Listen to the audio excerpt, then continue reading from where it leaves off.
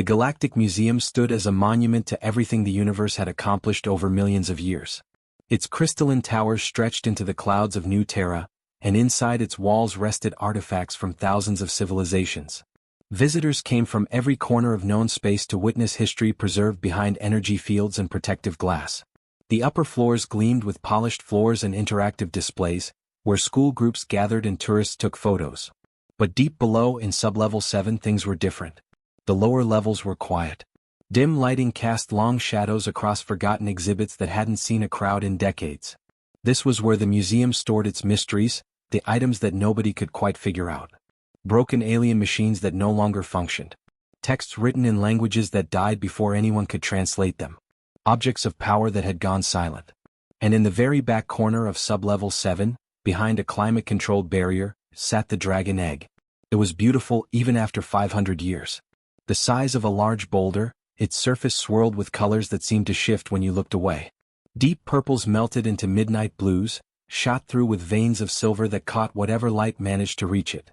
The museum had acquired it from an archaeological dig on the abandoned world of Kethra, where dragons had once ruled the skies before vanishing into extinction 10,000 years ago. For 5 centuries, everyone who mattered had tried to hatch that egg. The attempt log read like a who's who of galactic achievement. The telepathic council of Mindera had spent 3 months projecting thoughts of warmth and welcome into it. Fire-breathing Solarians had bathed it in flames hot enough to melt steel. Energy manipulators from the Prism Collective had bombarded it with every frequency of radiation known to science. A team of geneticists had tried to wake it with carefully crafted chemical cocktails. The richest collector in the Andromeda sector had even hired 100 musicians to play ancient dragon songs around it for an entire year. Nothing worked. The egg remained cold and silent, refusing to respond to any of it.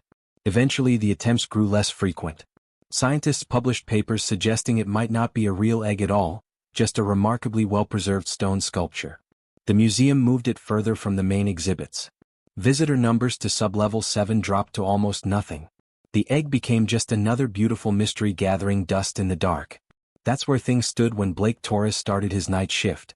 Blake was 32 years old, human, and had been working as a janitor at the Galactic Museum for almost 6 years. It wasn't glamorous work, but it paid the bills and let him spend days with his kid. His ex-wife Nicole had the morning shift at the hospital, so Blake worked nights. They'd figured out the custody arrangement through trial and error, and it worked well enough. Blake didn't mind the solitude of the night shift. While the museum bustled with activity during the day, after midnight it belonged to him and 2 other maintenance workers who covered different sections. He'd wheel his cart through empty halls, mopping floors and wiping down displays, listening to podcasts through one earbud. The other ear stayed free in case his supervisor called on the radio, though that rarely happened. Sublevel 7 was part of his regular route every Thursday night. Most janitors avoided it, finding the dim lighting and silent artifacts unsettling. Blake didn't mind. It was peaceful down there and nobody bothered him. He could take his time and eat his dinner break without interruption. The first time Blake noticed the egg, he'd been working at the museum for about 3 months. He'd walked past it a dozen times before really seeing it. One night he'd stopped his cart and actually looked at the placard beside it. Dragon egg, species unknown, approximately 10,000 years old, it read. Multiple attempts to hatch have proven unsuccessful. Blake had stood there for a minute, studying the swirling colors, before shrugging and moving on with his work. 6 years later, the egg had become his favorite spot for dinner breaks. There was a bench nearby where previous visitors used to sit, now dusty from disuse. Blake would park his cart, grab his lunch container from the small cooler he brought, and settle onto that bench around 2 in the morning when his stomach started growling. Tonight was no different. Blake finished mopping the corridor and made his way to his usual spot. He sat down with a satisfied sigh, his knees grateful for the rest. His daughter Jenna had helped pack his lunch before bed, carefully arranging leftover chicken and rice into the container. She was 7 years old and took her helping duties very seriously. Blake popped open the container and took a bite. The food was cold by now, but he didn't mind. He chewed slowly, letting his tired muscles relax. The museum was silent except for the distant hum of climate control systems. In the darkness of Sublevel 7, with only emergency lighting casting a soft glow, Blake was completely alone. Or so he thought. As he swallowed his second bite, Blake noticed something strange. The egg looked different somehow. He squinted at it through the protective barrier. Was it glowing? No, that couldn't be right. He leaned forward, chicken forgotten. There was definitely a warmth coming from it now, a faint luminescence that hadn't been there before. The silver veins on its surface seemed to pulse with light, so subtle he almost convinced himself he was imagining it. Blake set down his food and stood up, approaching the barrier. His reflection stared back at him from the transparent energy field, but beyond it, the egg continued its gentle glow. After 500 years of silence, something had changed. And Blake Torres, night shift janitor, had no idea he'd just witnessed the beginning of something extraordinary. Blake didn't tell anyone about the glow. He convinced himself he'd imagined it, that the long night shift and fluorescent lighting had played tricks on his tired eyes. But the next Thursday, when he returned to Sublevel 7 for his dinner break, he found himself watching the egg more carefully as he ate. It happened again. About 5 minutes into his meal, that same soft warmth began radiating from the egg's surface. The silver veins pulsed gently, and the purple and blue colors seemed to deepen. Blake sat perfectly still, a forkful of pasta halfway to his mouth. This time he was certain. The egg was responding to something. He started coming back every night, not just Thursdays. His supervisor had never cared much about which sections got cleaned on which days as long as everything got done. Blake would save Sublevel 7 for last, around 2 in the morning when his shift was winding down. He'd park his cart, pull out his dinner and sit on that dusty bench. And he'd talk. At first it felt ridiculous. Blake had never been the type to talk to himself, and talking to a giant stone egg seemed even stranger. But the museum was empty, and something about that quiet darkness made it easier. He'd tell the egg about his day, about Jenna's latest obsession with collecting rocks from the playground, about how his truck was making a weird noise he couldn't afford to fix yet. The egg glowed brighter each night. Blake started to look forward to it, this strange one-sided conversation that made the lonely night shift feel less isolating. He'd complain about his ex-wife's new boyfriend, share his worries about making rent, describe the terrible movie he'd watched last weekend. Ordinary stuff. Nothing profound. Just the day-to-day thoughts of a regular person trying to get by. What Blake didn't know was that 3 weeks into his new routine, the museum's automated monitoring system had flagged an anomaly in Sublevel 7. Temperature sensors around the dragon egg were detecting fluctuations. Energy readings were spiking at regular intervals, always between 2 and 3 in the morning. The alert reached Dr. Helen Voss, the museum's head of xenobiology, on a Tuesday afternoon. She'd been reviewing budget reports when her tablet chimed with a priority notification. Dragon egg exhibit showing unusual thermal activity, the message read. She nearly dropped her coffee. Helen had been at the museum for 15 years. She knew the history of that egg, knew about every failed attempt to hatch it. She'd been a young researcher when the Telepathic Council had made their attempt, watching with excitement that had slowly curdled into disappointment. The egg had become a symbol of failure in the scientific community, a reminder that some mysteries might never be solved. She rushed to Sublevel 7 with 2 of her colleagues, Dr. Peter Grant and a Villani researcher named Korvax. They stood around the egg, scanning it with every instrument they had. The readings were undeniable. The egg was warmer than it had been in centuries. Chemical processes were occurring within it, processes that suggested something inside might actually be alive. But why now? What had changed? Helen pulled the security footage. The museum's cameras ran constantly, recording everything for insurance and research purposes. She scrolled back through weeks of empty corridors and static exhibits until she found the timestamp matching the first thermal spike. There, on the grainy footage, was a man in a janitor's uniform. He sat on the bench eating from a plastic container, completely alone. As they watched, he started talking, gesturing with his fork like he was having a conversation with someone. The egg behind him began to glow. Helen replayed the footage 3 times. Her colleagues watched in stunned silence. This ordinary human, doing nothing more than eating his dinner and talking to himself, had triggered a response that the greatest scientific minds in the galaxy had failed to achieve. They pulled more footage. Night after night, the same pattern. The janitor would arrive, sit down, eat his meal, and talk. Sometimes he'd laugh at his own jokes. Sometimes his voice would get quiet and sad. The egg responded to all of it, glowing brighter with each passing night. Helen made a decision that would prove controversial among her peers. She ordered the cameras in Sublevel 7 to be upgraded and hidden more carefully.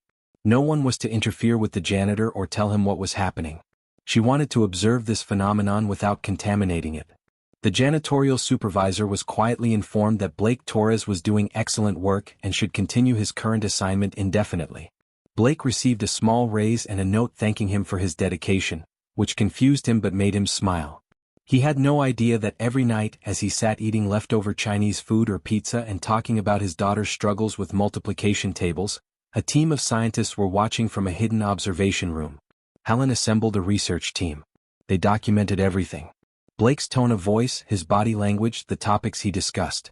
They noted that the egg glowed brightest when Blake talked about his daughter, when genuine emotion colored his words. It dimmed slightly when he was tired and his monologue became more perfunctory. Dr. Grant suggested they try to replicate the conditions. They brought in another janitor, gave him the same type of food and had him sit in the same spot. The egg remained dormant. They tried having Grant himself sit and talk about his own life. Nothing. Korvax attempted it in 3 different languages. The egg stayed dark and cold. It only responded to Blake. Word spread through the scientific community like wildfire. The impossible was happening and no one could explain why. Researchers from across the galaxy requested access to the footage. Theories flew back and forth through academic channels.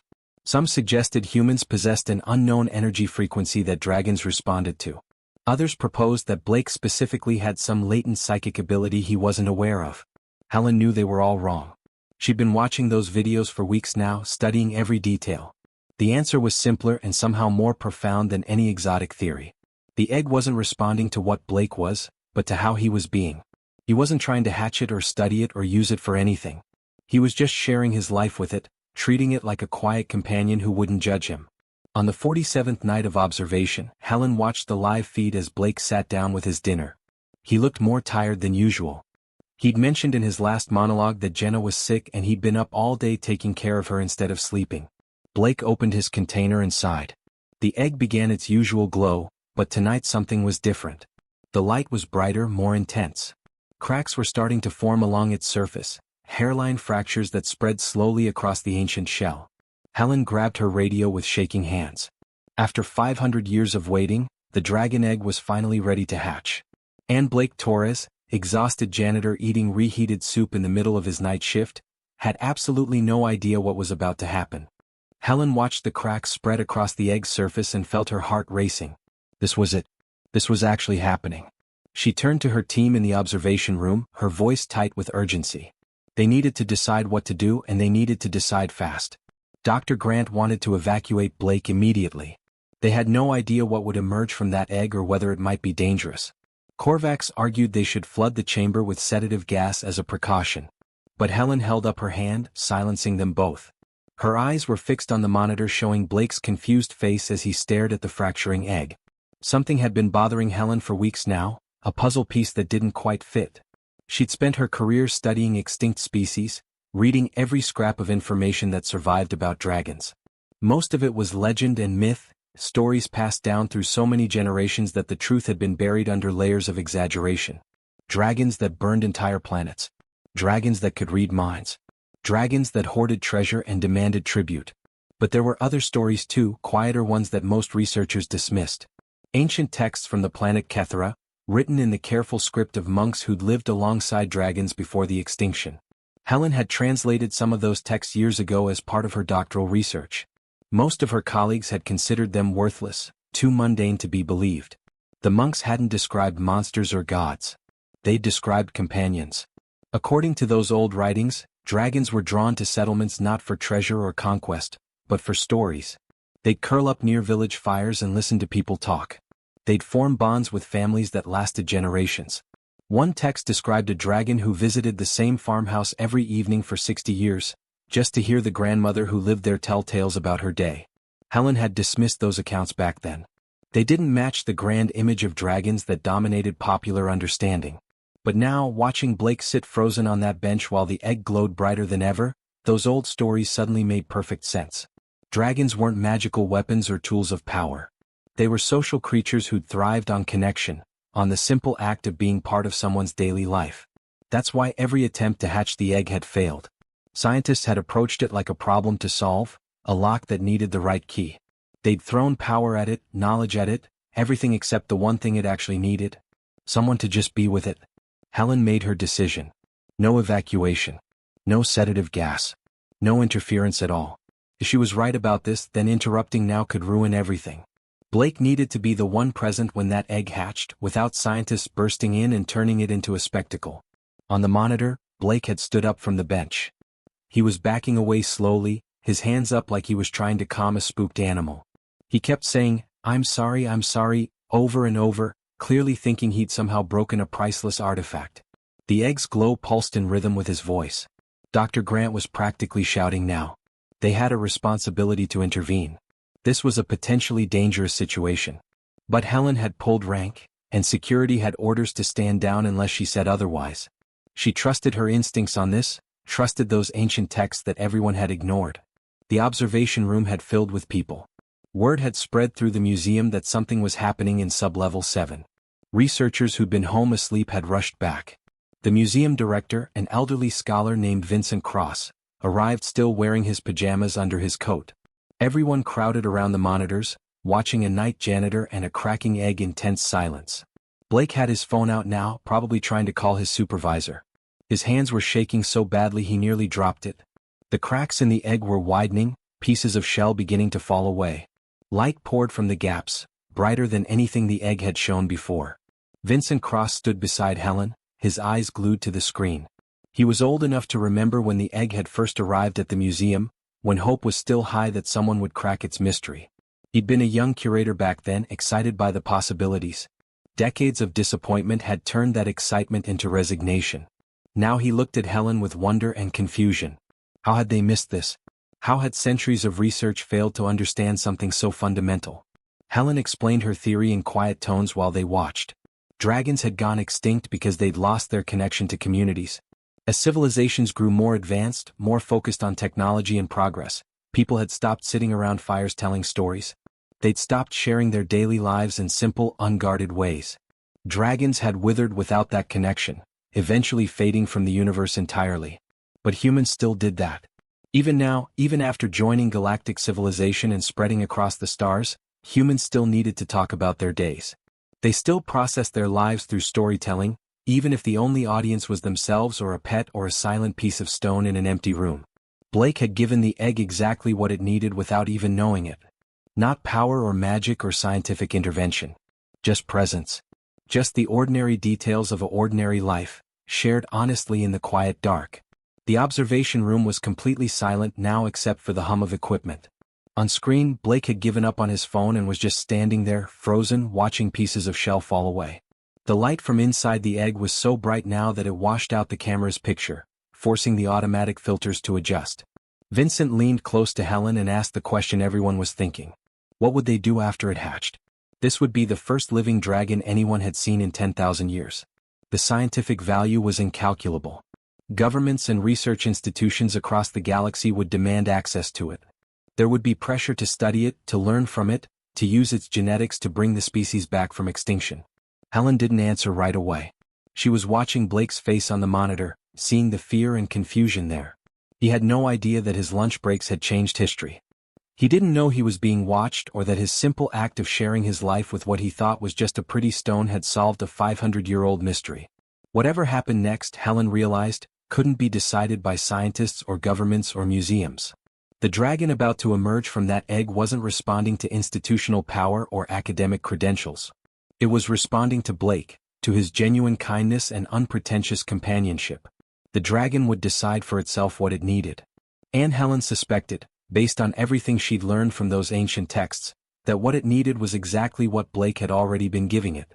Not a research facility or a carefully controlled environment. Just someone to share life with, someone who treated it like a friend rather than a specimen. On the monitor, the egg split completely in half. Light flooded Sublevel 7. And Blake Torres, still holding his phone, took a stumbling step backward as something small and silver began to climb out of the shell. Blake couldn't move. His feet felt welded to the floor as he watched the impossible unfold in front of him. The egg, the one he'd been eating lunch next to for months, had just split completely in half. Pieces of shell lay scattered across the floor of the containment area, and something was moving inside the brilliant light.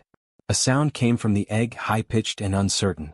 It reminded Blake of the noise Jenna's hamster made when it wanted attention, a sort of questioning chirp.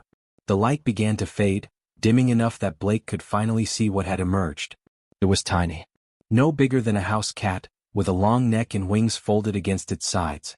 Its scales caught the emergency lighting and threw it back in 100 different colors, silver and gold, and something in between that Blake didn't have a name for.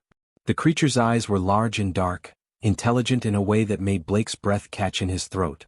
A dragon. An actual living dragon. Blake's mind struggled to process it. Dragons were extinct. Everyone knew that.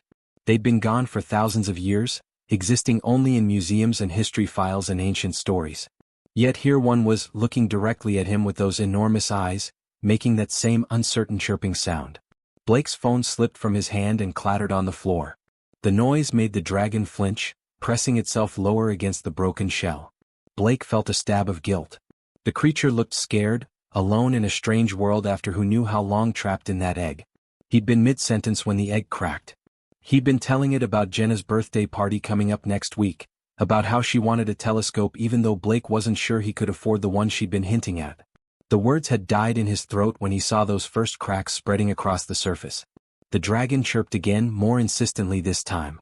It took a wobbly step forward, its small claws clicking against the shell fragments. The protective barrier was still up, keeping the creature contained in its designated area. Blake stood on the other side of that shimmering energy field, completely unsure what to do. That's when he heard the footsteps.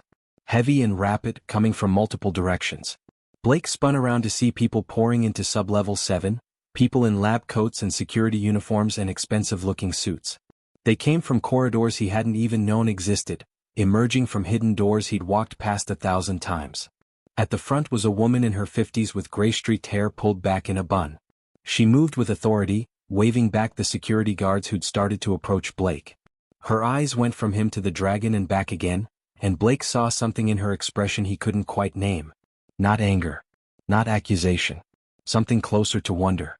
Blake found his voice, though it came out rough and panicked. "I didn't do anything, I swear. I was just eating my dinner and it started cracking. I didn't touch it or break anything. I'm really sorry. I know that thing is probably worth more than I'll make in my entire life." The woman held up her hand, stopping his babbling. "Mr. Torres, is it? Blake Torres." Her voice was calm, almost gentle. "You haven't done anything wrong. In fact, you've done something remarkable." Blake stared at her. Behind her, he could see dozens of people crowding the corridor, all of them staring at the small dragon. Some had tablets out, recording everything. Others were talking urgently into communication devices.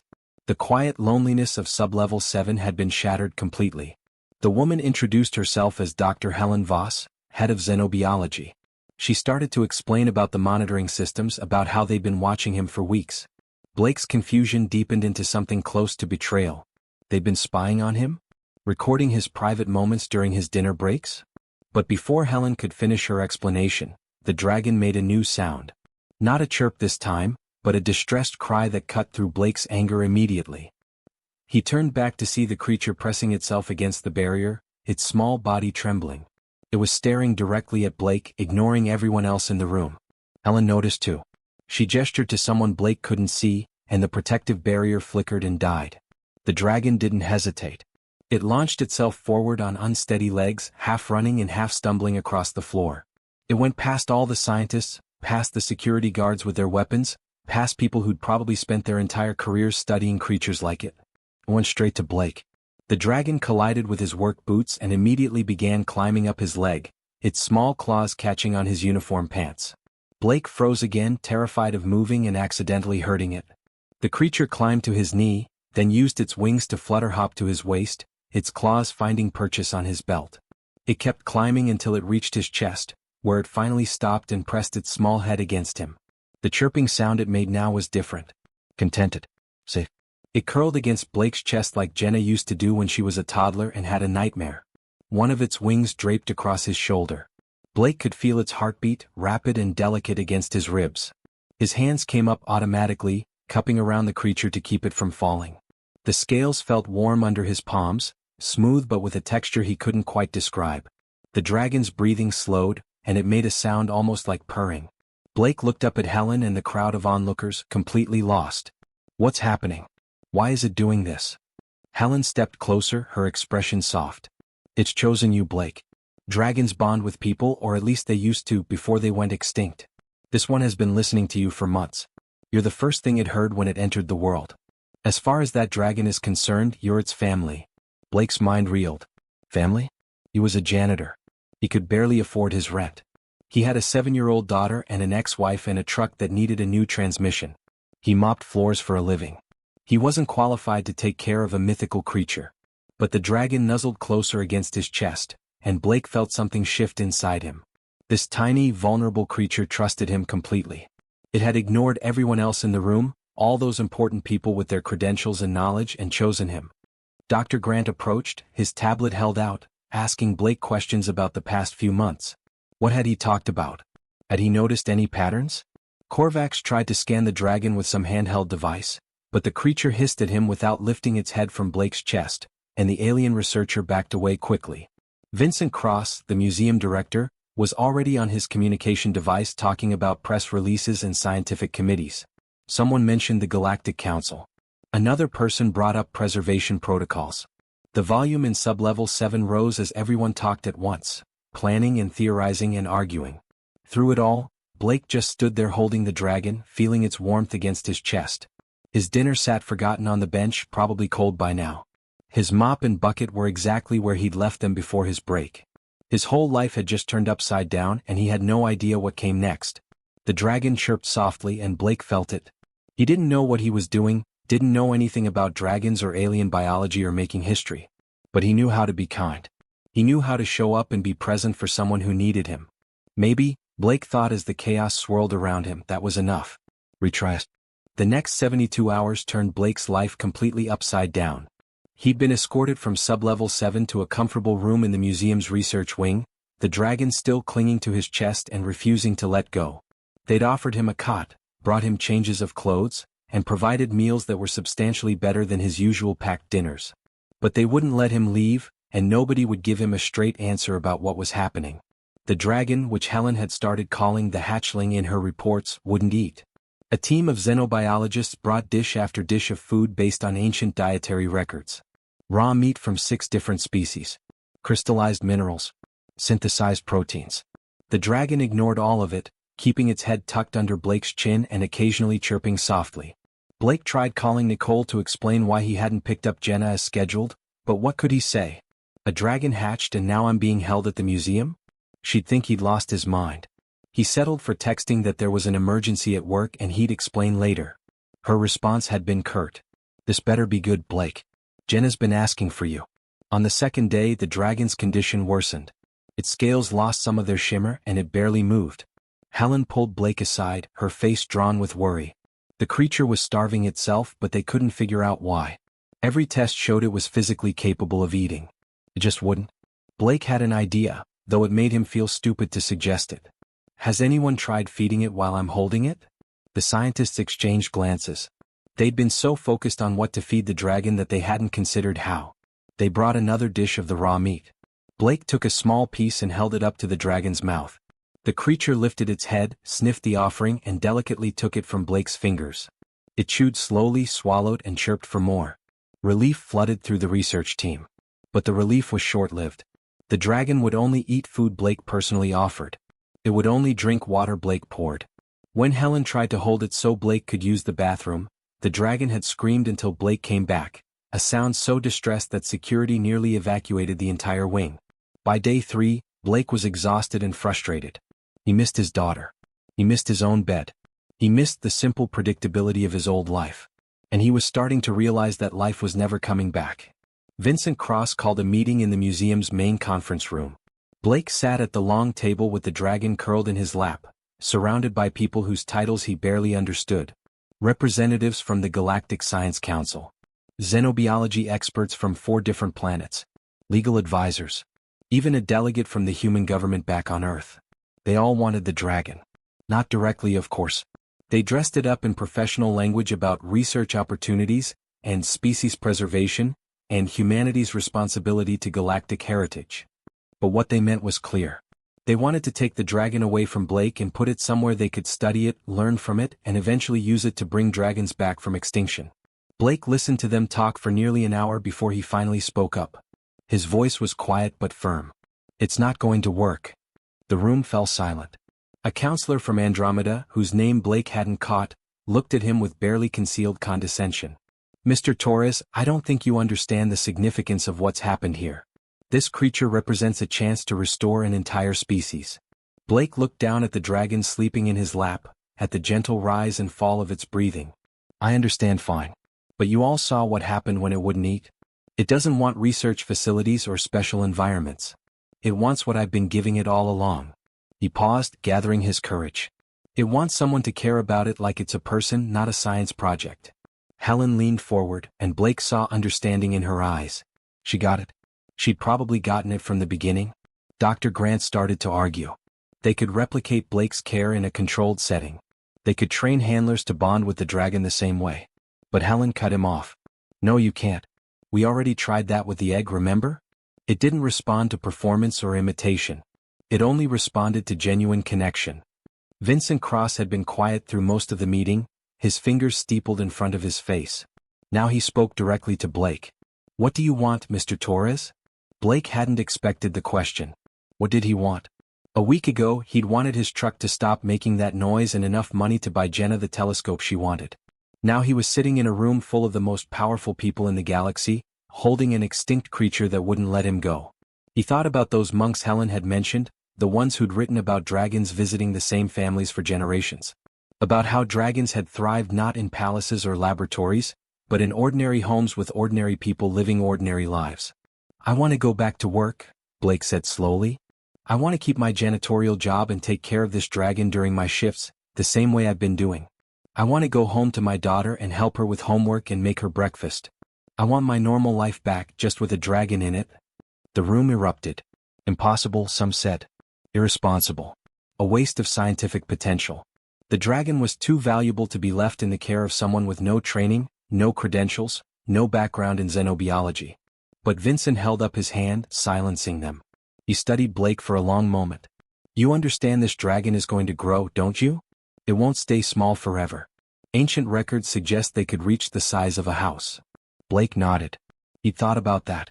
Then I guess we'll figure it out as we go, same as any parent does. Helen smiled at that. She'd spent weeks watching Blake parent this egg without knowing it, watching him share his worries and joys and mundane daily struggles. If anyone could raise a dragon in the modern galaxy, it was someone who already knew how to show up every day and just be present. The negotiations took another week. Blake would keep his job, with a substantial raise that made him lightheaded when they told him the number. The museum would provide support, veterinary care, and guidance as the dragon grew. In exchange, Blake would allow periodic check-ins and documentation. The dragon would technically be in the museum's custody, but Blake would be its primary caregiver. More importantly, the agreement established a new protocol. Several dozen other dormant dragon eggs had been discovered across the galaxy over the centuries, all sitting in various museums and collections. They would be moved to environments where ordinary people could interact with them naturally. No more grand attempts at hatching. Just presence. Just connection. 3 weeks after the hatching, Blake returned to his apartment with a dragon riding on his shoulder. Jenna had been skeptical when he tried to explain over the phone, but when she saw the creature in person, her eyes went wide with wonder. The dragon chirped at her and she giggled. Blake went back to work the following Monday. He mopped floors and cleaned displays, now with a small dragon perched on his cart or flying short distances down empty corridors. He still ate his dinner in Sublevel 7, though now there was usually a scientist or two watching from a respectful distance. He still talked through his day, his worries, his small victories. The dragon grew. Slowly at first, then faster. Within a year it was the size of a large dog. Within 3 it could barely fit through standard doorways. Blake had to move to a house outside the city, somewhere with land where a growing dragon could spread its wings. Other eggs began hatching across the galaxy. A retired teacher on Proxima Station. A maintenance worker on a mining colony. A chef in New Shanghai. Always ordinary people doing ordinary things, offering companionship without expectation. The dragons responded to all of them. Scientists scrambled to understand it, writing papers about human emotional intelligence and bonding capabilities. They tried to quantify what made humans special, what allowed them to connect with creatures that had rejected every other species in the galaxy. But Blake thought they were missing the point. It wasn't about humans being special. It was about being willing to treat something extraordinary as worthy of your time and attention, even when nobody was watching. It was about showing up every day whether you felt like it or not because someone depended on you. He'd been doing that his whole life. For Jenna, for his job, for himself. He just never realized it mattered. Now, mopping floors with a dragon the size of a horse waiting patiently by his cart, Blake Torres understood something the galaxy was just beginning to learn. Magic wasn't about power or knowledge or grand gestures. It was about the quiet act of caring day after day, in ways that nobody noticed until suddenly, impossibly, something ancient and beautiful decided to trust you with its life. The dragon nudged his hand, looking for attention. Blake smiled and scratched behind its horns right where it liked. His dinner break was coming up soon. He had leftover pizza and a story about Jenna's science fair project. Some things he'd learned never really changed. And maybe that was exactly how it should be. Retry Claude can make mistakes. Please double-check responses.